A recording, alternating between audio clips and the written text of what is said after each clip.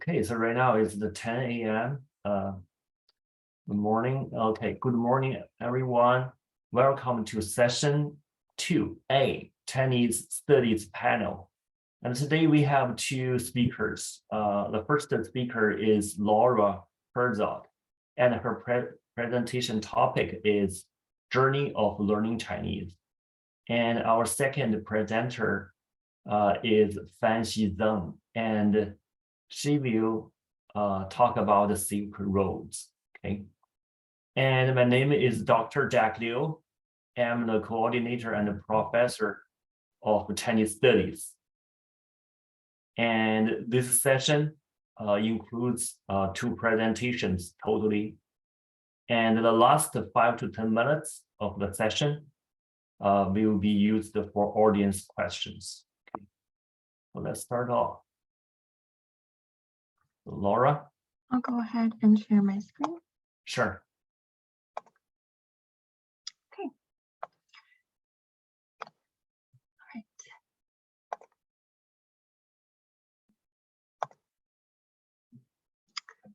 Hello, everyone. My name is Laura Herzog, and I will be presenting on my journey with learning Chinese for you today. A little bit about me. I am an international business major at Cal State Fullerton. I'm getting a minor in Chinese, and I'm also working towards a certificate in Spanish to English translation. My hometown is Irvine, California, and I went to Beckman High School, so that's just a little bit about me. And a fun fact about me is that in spring of 2022, I had studied abroad in Mexico. One of my passions is language learning, and a little bit of my background includes learning Spanish. I started when I was in 7th grade, when I was 11 years old, and this time I took to study abroad was to gain confidence in speaking Spanish and also improve my fluency. It was an unforgettable, priceless experience. Definitely would suggest anybody who's looking to study abroad, the study abroad engagement program at Cal State Fullerton is really nice. They're totally willing to reach out to you. And I hope to go abroad again sometime if time allows during my time here in the next few years, maybe to Taiwan. It depends on what's open, but yeah. And then for why I'm here, I'm also learning Chinese. So in March of 2020 is when I first started to learn. What happened was I was watching a Netflix show, Meteor Garden, and I had watched shows in other languages before, but there was something about watching this show that intrigued me so much. Like, I thought that the language was very beautiful, and it just sounded like something I wanted to be able to do. I would hear them speak in Chinese, and I felt like it would be so cool if I was able to do that as well. And so I started at like 2 days before COVID hit, actually. So I said March 2020, right before COVID shut everything down. I was a senior, getting kind of senioritis. I thought to myself, well, I have some time on my hands. Why don't I start learning Chinese? I downloaded Duolingo, and then suddenly I had a lot more time on my hands because I wasn't in school in person anymore. And so learning Chinese became my pastime. When I first started learning, I would just, it replaced social media for me. Like, I was on my phone all the time learning Chinese. I was looking up YouTube videos of like the things I didn't know, like what are tones, what is pinyin, how is that different from characters? And I just kind of jumped in, and I've been enjoying it ever since.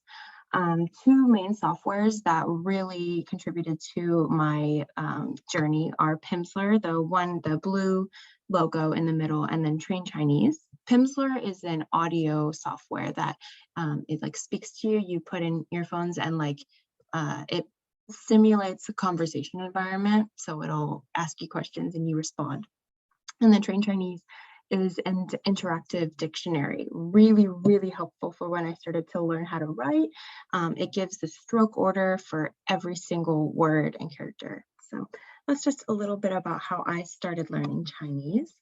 Since this is a presentation about Chinese, I'm not sure how everybody feels about their knowledge in terms of Chinese. So I thought I'd share some facts about Chinese.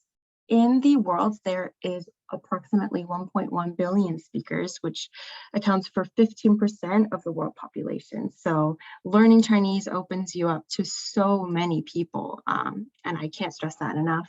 It's spoken dominantly in 13 countries, though there are people who speak Chinese in every country, but the dominant ones include, of course, mainland China, as well as Singapore, Hong Kong, and Macau. Mainland China has 3,500 years of history, which is considered the longest documented history of any country. So when you think about that for a second, there's so much culture and tradition and values that come from 3,500 years that I would say we don't even have in the US, because we're such a young country, only having a few hundred years of history, whereas they have thousands. So, and then also something important to know about Chinese is that when you say Chinese, it's not one language, it's a family of languages.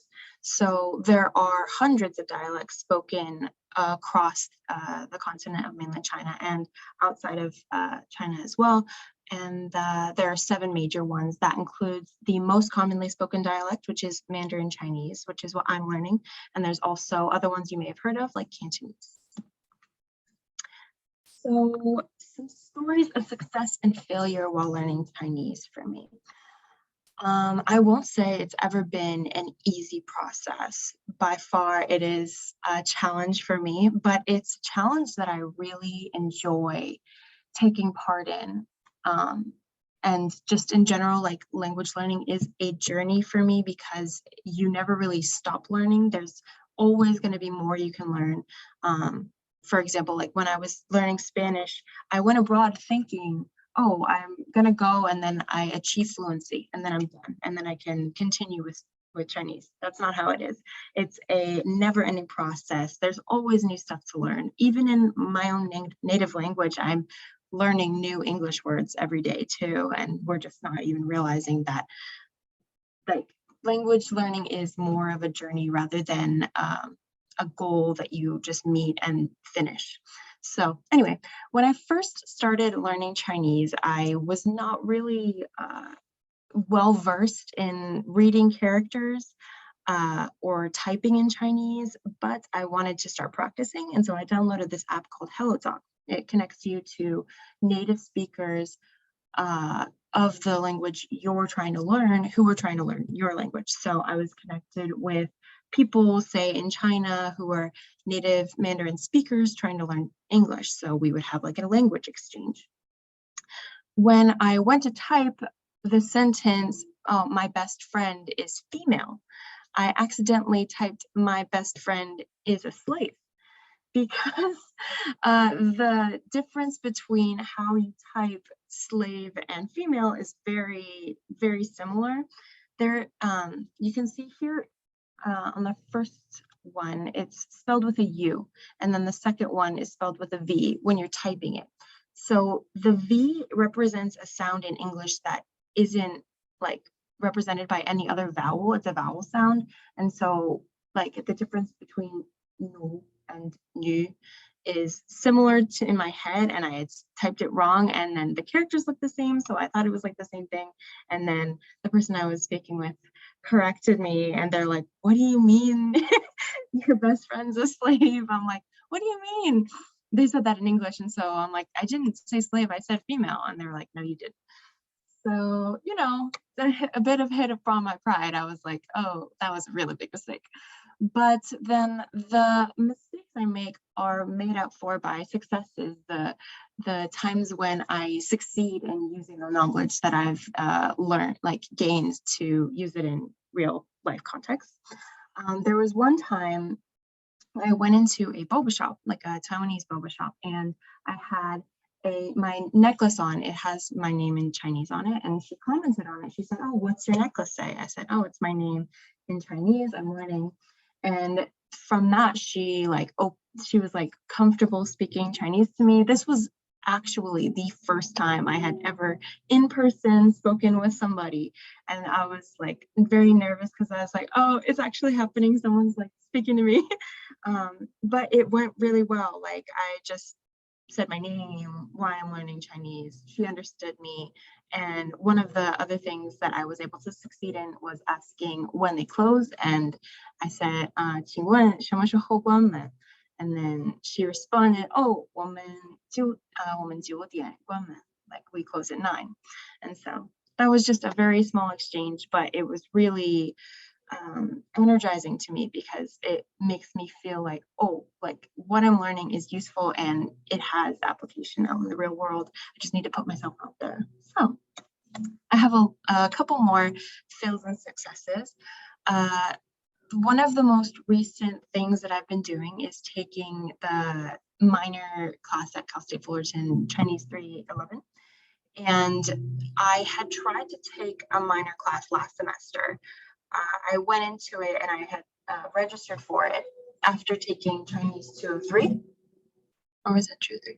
No, I think after I took Chinese 102, I thought I was ready for Chinese 315. But when I went into the class, it was fully taught in Chinese and it was very nerve-wracking. I didn't understand very much of what was being said. And so I didn't really have the confidence to do well, especially because it was a really packed semester last in the fall for me. I was taking 18 units already. And so I decided I should drop down to Chinese 203, which is what I did. And instead of deciding to just drop the class and do it later, I actually did this thing called auditing the class, which means I wasn't registered and I didn't like do the homework or like tests or anything, but I would go and I would sit and I would listen. And that was so helpful for me. And I realized how helpful just getting that listening practice was for me every single time I go to my class this semester, because there's vocab that I had caught on to without even having to necessarily study it, but it would latch on in my brain and I would get it. And it would just come to me like a little bit faster than it ever would before. So that was a fail almost because I didn't have the confidence to take the class. And I feel like I could have if I had more confidence. But the success is that I did take it this semester, a Chinese minor class, and it's been really useful to my learning. And so now that I've introduced that I am in a minor Chinese class right now, I'll share a couple fails and successes in the class. So just recently I was trying to express myself in class. Maybe Professor Leo, Dr. Leo is my professor. And so I was trying to say something about a businessman. And I was speaking with my friend next to me, Yipeng, and I accidentally said Shang Ren instead of Shang Ren. I messed up the tone. And she was like, what are you saying? I don't understand what you're, and I was like, you know, Shang Ren, Shang Ren. And she was like, I don't know what that means. And I was like, oh, am I saying the tone wrong? And I'm like, oh wait, is it Shang Ren? And she's like, oh yeah. So yeah, sometimes there are moments where I will get something wrong and then not even know that I did something wrong, or, you know, struggle to understand somebody, but it's the learning process that matters. After that, I will not say that in a fourth tone. I will use the first tone because it's drilled into my mind that I made that mistake already before. And a success I've had in the class, this was actually just this past Tuesday, before we took our test. We were like, people in the class were talking about random stuff, like about our lives, nothing having to do with the actual class, but it was just chitter chatter. And my friend Yipeng points to a McDonald's cup I had with me. And she was telling me that there's another way to say McDonald's in China, and it's Jinggomen, which I didn't understand when she first said it, but when I used like the breakdown structure, when I broke it down, I was able to understand what it meant. She said 金色, which I know means gold color. And then gongmen, I didn't know the gong part, but I know that men means like door or opening. And so I'm like, oh, gold opening, McDonald's, she's talking about the golden arches. And then I was able to like piece it together and understand. And then in the same conversation, she was talking about Starbucks, the logo for Starbucks. And she says, 人鱼. And I know both of those words and I put them together. So 人 means person and 鱼 means fish. So person, fish, mermaid. And they're talking about Starbucks. So they're talking about the Starbucks logo. So anyway, that was a success. I felt kind of proud of myself for knowing some of those words. The main thread in all of this is that even with my fails, even with my successes, even if I make mistakes, I'm learning. That's exactly what I'm here to do. If I fail and I mess up and someone tells me I did it wrong, okay, that's all right. I'm gonna fix it and do it better next time. And then when it comes to successes, it's like successes make me more like able to go on. Like when I succeed, it helps me to realize that I can do this. And so that's just a little bit I wanted to share. Making mistakes is totally normal and okay. And that's the whole point of learning language is finding out your difficult, like the difficult areas and making them easier for yourself by learning.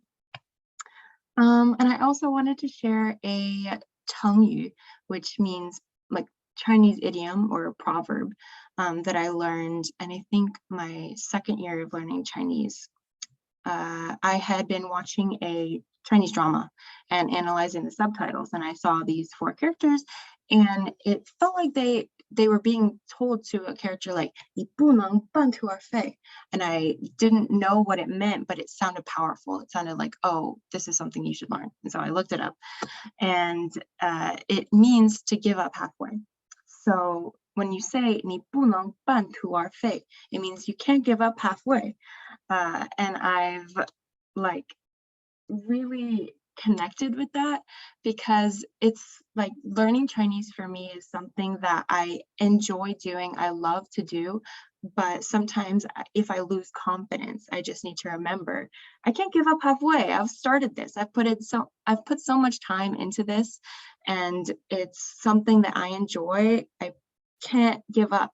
It's like something I enjoy doing, so I'm going to continue doing it.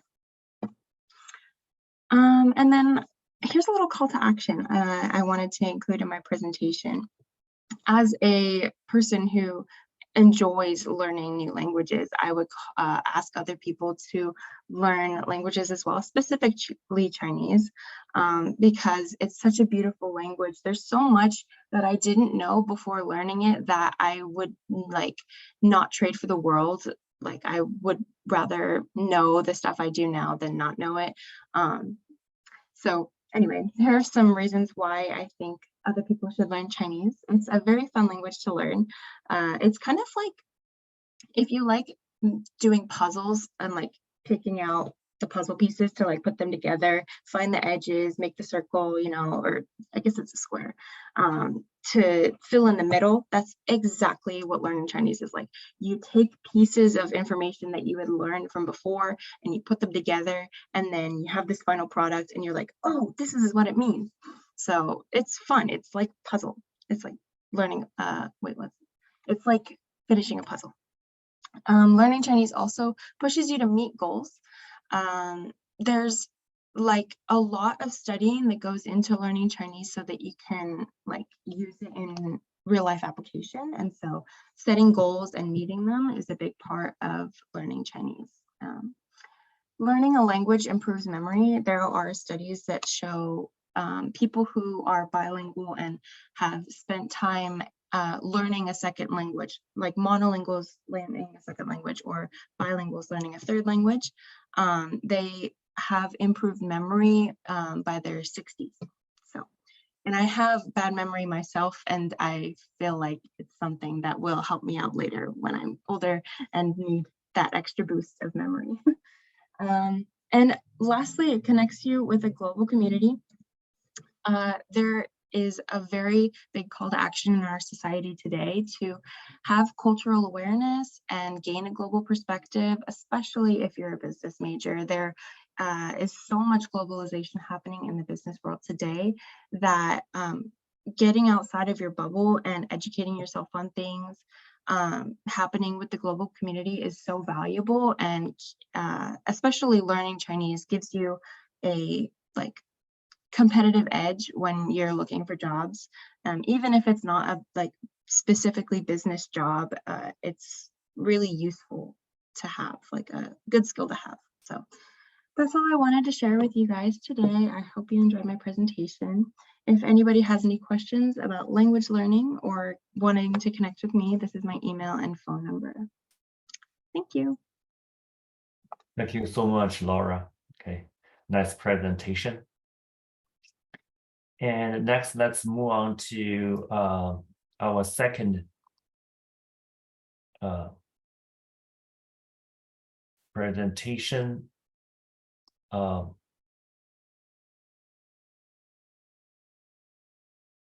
It's the Silk Road's culture and the translation for Chinese, English, and Japanese. Okay, the presenter is Fanxi.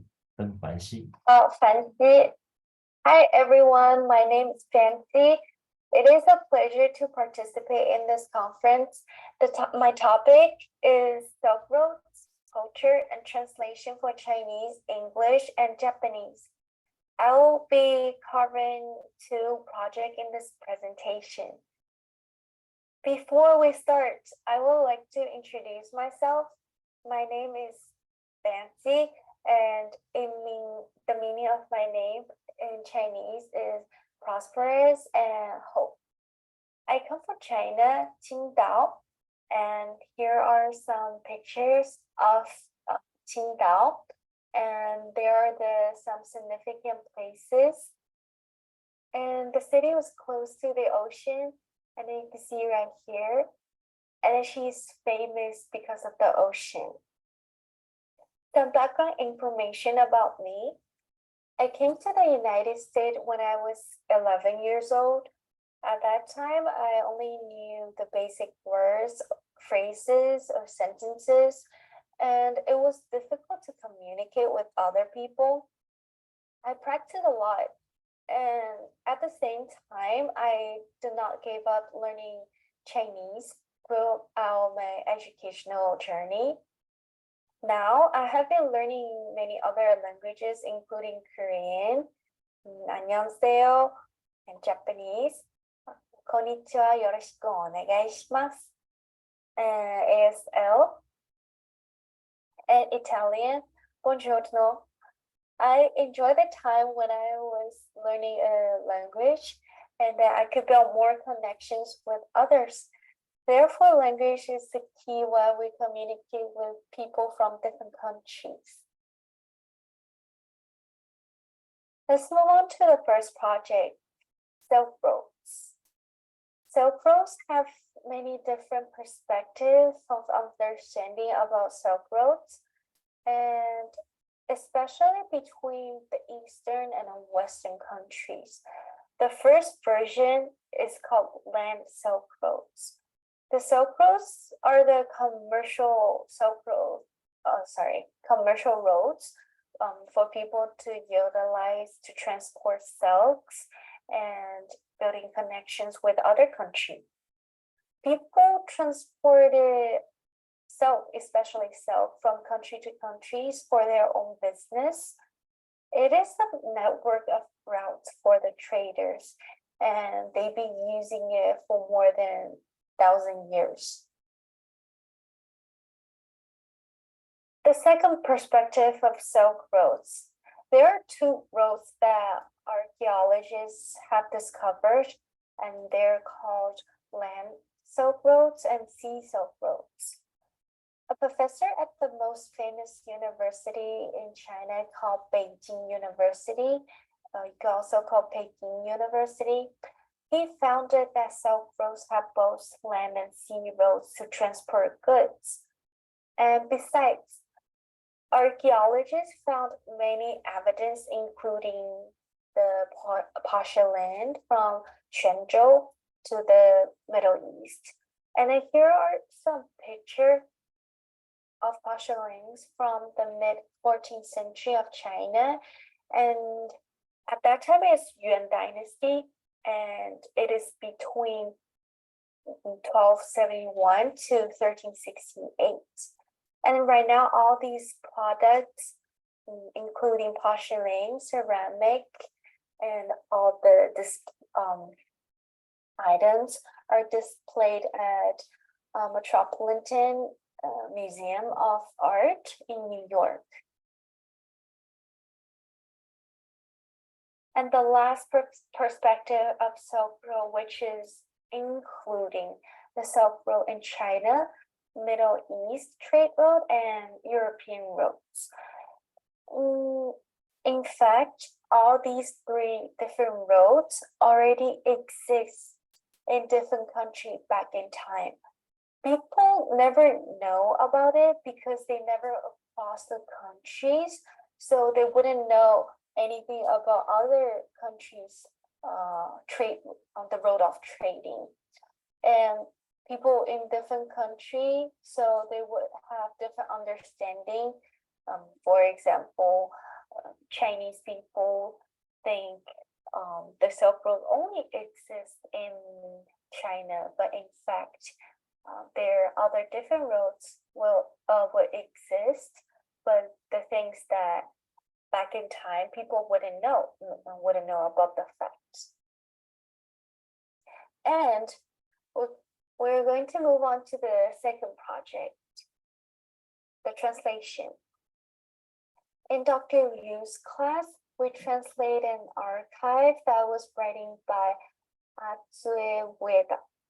And this archive is a Japanese native speaker using English to communicate with German native speaker through fax. And then here is a comparison between the original work and the translate assignment that I did in the class. And then you could see that we're using the New York Times newspaper version of translation. On the left-hand side is the original work copied from the article.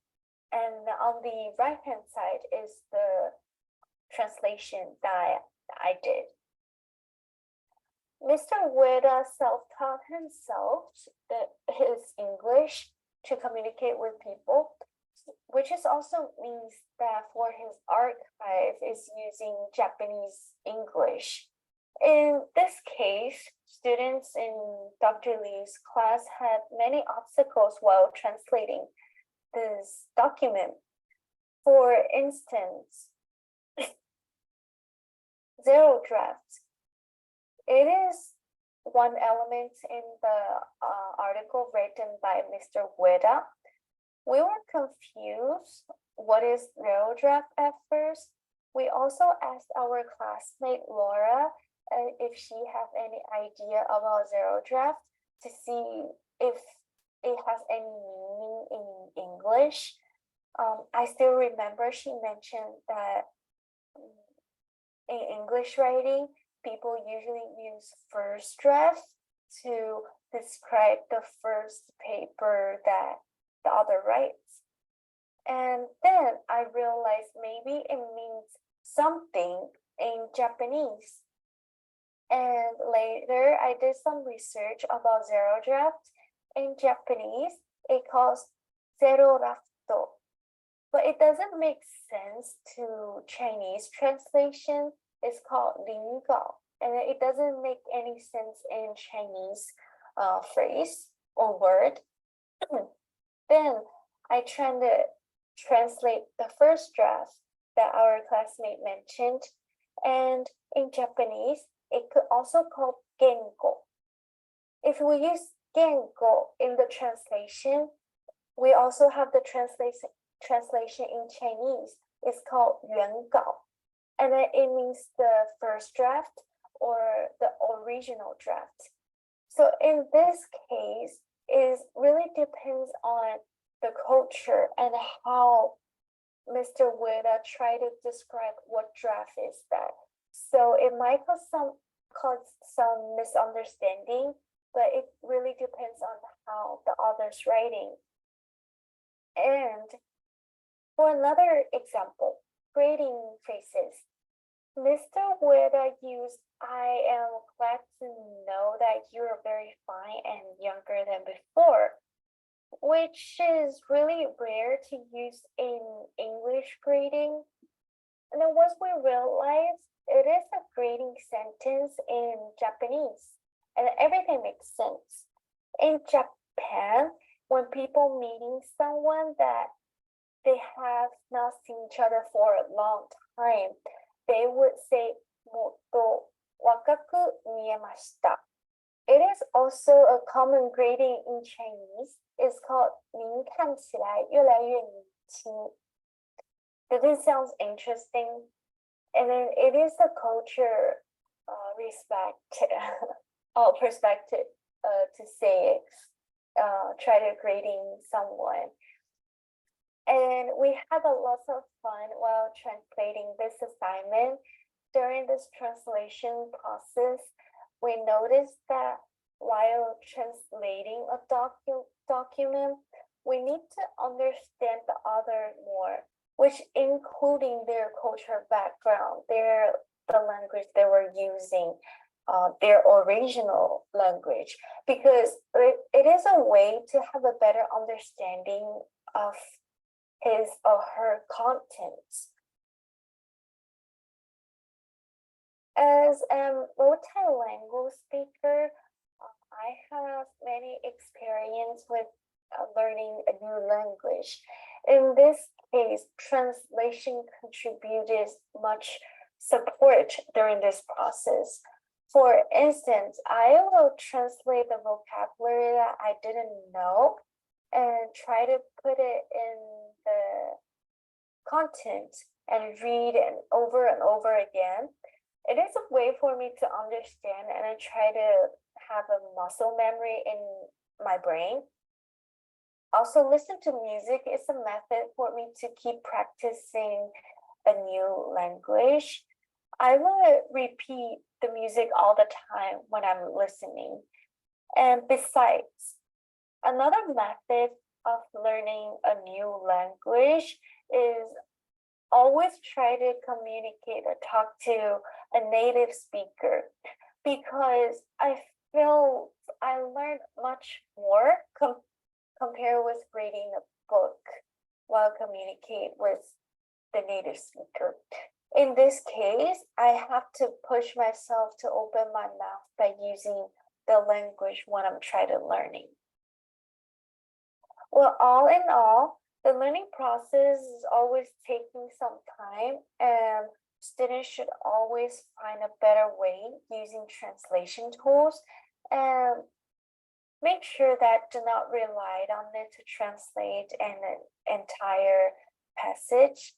And translation is not only translate word for word, and the purpose of translation is that people should utilize the tool or translation tool to convey a culture or more depth in the meaning of the content. And thank you so much. Hey, thank you so much. Great. So we have reached the end of this session. I'd like to thank you, student presenters, and all the members of the audience for your participation. I hope that you enjoy the panel and that you will join some of the other panels scheduled for today. I will end this session, Chinese studies session. Okay, 再见。